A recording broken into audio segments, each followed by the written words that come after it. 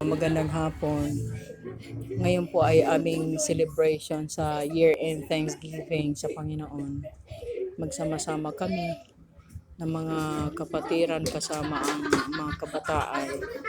Si Ate Nida, ang isa sa mga elder ng aming church.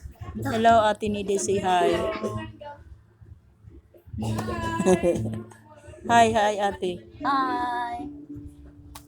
Si Ate Minda. Si ando na yung aming mga yun. Nag-practice sila ng tugtog. Ando naman yung aming mga babies boy na makukulit sa dulo. Ayan. Bago lang kami sa simbahan na aming simbahan. Ayan. Ay kunti po kaming handaan. Isang pansit na tinakloban, kanin, Ano kasi katan niyo?